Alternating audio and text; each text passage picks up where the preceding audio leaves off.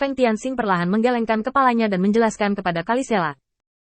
Agak rumit untuk dibicarakan, tetapi cukup mudah untuk dipahami. 1. Biarkan mereka punya waktu untuk bersiap. Tapi dalam 8 hari, termasuk 5 hari kita bepergian, mereka punya paling banyak 3 hari. Sudah waktunya untuk bersiap. Kita sudah bertarung sebulan lagi, dan dalam 3 hari, kita bisa disebut jumlah orang percaya tidak akan banyak.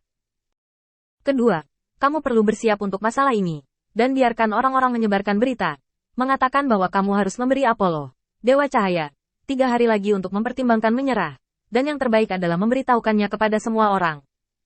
Kondisi atau sesuatu, betapa keterlaluan cara membukanya, membuat orang merasa saya harus menunjukkan ketulusan saya dan memiliki konsumsi sumber daya yang cukup. Ketiga, memang benar bahwa jumlah orang menentukan hasil pertempuran pada tingkat yang sama untuk sebagian besar, tetapi itu juga tergantung pada berapa banyak orang yang dapat dipimpin oleh komandan. Saya tidak berpikir Apollo, bajingan itu asteris cahaya, bisa bermain begitu banyak. Percaya.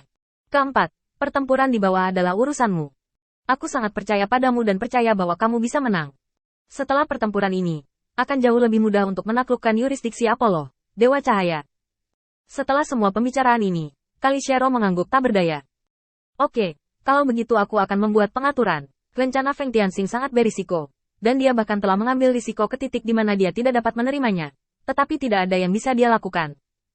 Di kuil cahaya saat ini, Apollo, Dewa Cahaya, sedang mengagumi tarian para penari yang menggoda.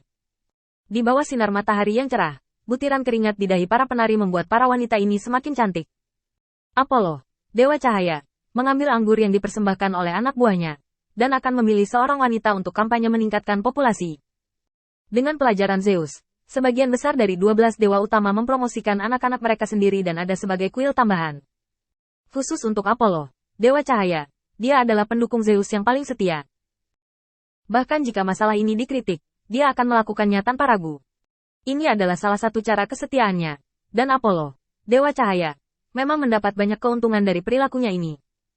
Bawahannya memiliki hubungan darah dengannya, dan mereka jauh lebih dapat dipercaya daripada orang luar yang memegang komando. Setiap wanita di sini cantik dan mengharukan, tidak hanya diambil dari jalan, tetapi ditawarkan oleh keluarga besar itu. Dan Anda harus memiliki banyak latar belakang untuk dipilih. Matanya menyapu sekelompok gadis penari, dan sebelum Apollo, Dewa Cahaya, dapat berbicara, dia mendengar suara orang percaya. Laporkan. Dewa Apollo. Kuil penguasa cahaya telah mencapai medan bintang nukcar. Menurut kecepatan serangan mereka akan mencapai kuil paling lama dalam 3 atau 5 hari. Apollo, Dewa Cahaya, sedikit terpana, dan tiba-tiba menatap orang percaya itu. Kuil penguasa cahaya yang kau katakan. Tapi kuil penguasa cahaya yang harus dimusnahkan Dewa Zeus sebelumnya. Orang-orang percaya bergegas kembali. Ya, bawahan saya secara khusus menanyakannya. Meskipun ada lebih banyak orang, tidak ada yang akan salah paham dengan bau pencuri yang menjijikkan. Apollo, Dewa Cahaya, tiba-tiba memukul meja dengan keras. Bagus datang. Ini baik, mata berputar sebentar. Dan Apollo, Dewa Cahaya, sedang menilai arah situasi dalam pertempuran ini. Raja Cahaya hanya mendekati kekuatan setingkat ksatria lebih dari 10 tahun yang lalu, dan dia dipermainkan oleh Athena. Bahkan jika dia memiliki bakat luar biasa, paling banyak dia hanya memiliki kekuatan dewa liar. Tingkat dewa liar naik, dan butuh waktu lama untuk memahami aturan dunia, dan kecepatan pemahaman tidak hanya dibatasi oleh waktu, tetapi juga sebagian besar berasal dari bakatnya sendiri.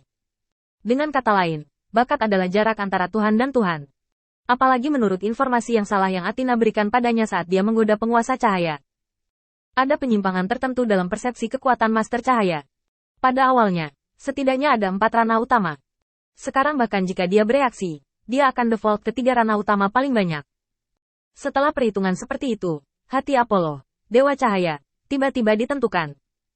Jangan panik, bahkan jika penguasa cahaya memiliki kekuatan, dia paling banyak berada pada level dewa liar. Di antara mereka, Dewa Bumi dan Dewa Alam Langit, dia sama sekali tidak menyadari kedua alam ini. Saya pikir dia telah memasuki level Dewa Bumi paling banyak. Dia salah mengira bahwa ini adalah kekuatan level Dewa Utama. Dengan kekuatan sekecil itu, dia mencoba menyerang Dewa Cahaya saya. Konyol, konyol. Setelah analisis Apollo, Dewa Cahaya, dia yakin bahwa kali ini dia pasti akan menang, dan dia hanya mengirim pesanan. Untuk setiap kuil yang berafiliasi, cukup mengirim penganut tingkat Dewa Liar untuk keluar. Dan sisanya tidak boleh dipindahkan dengan enteng. Setiap kuil yang berafiliasi akan mengirim 10.000 orang percaya tambahan dengan kekuatan ksatria untuk bertarung. Aku ingin mereka melihat dengan mata kepala sendiri bagaimana aku membunuh penguasa cahaya. Bagaimana aku membunuh orang yang mencuri namaku dari Dewa Cahaya, dan kemudian mengambil kepalanya untuk menemui Dewa Zeus. Apollo, Dewa Cahaya, mencibir sebentar. Lord of Light ini benar-benar sombong. Mengikuti perintah orang banyak. Apollo, Dewa Cahaya, menunjuk kedua wanita itu. Kamu bisa memberitahu keluarga tentang kabar baik itu, lalu bersihkan dan datanglah. Apollo, Dewa Cahaya, masih sibuk meningkatkan populasi, jadi dia tidak terlalu peduli dengan perang salib Feng Tianxing. Lagi pula, arah serangan Feng Tianxing adalah medan bintang yang bertanggung jawab atas Ares, Dewa Perang, dan kekuatan pertahanan ke arah ini relatif lemah. Faktor tamu ini adalah alasan penting mengapa Apollo, Dewa Cahaya, tidak terlalu memikirkan masalah ini. Bayangkan saja, ada keberadaan yang lebih kuat di sekitarnya, dan penjaga terhadap arah ini secara alami sedikit berkurang. Mungkin Lord of Light akan berakhir sendiri untuk memenangkan pertempuran ini. Dewa Cahaya, Apollo, tidak berhati-hati karena pencarian Feng Tianxing, dan bahkan ketika ada rumor di bidang bintang, dia masih mengembangkan bisnis keluarganya dengan caranya sendiri. 8 hari berlalu dengan kecepatan yang sangat cepat. Apollo, Dewa Cahaya, akhirnya memilih untuk melawan Feng Tianxing setelah pasukan Feng Tianxing datang ke kota.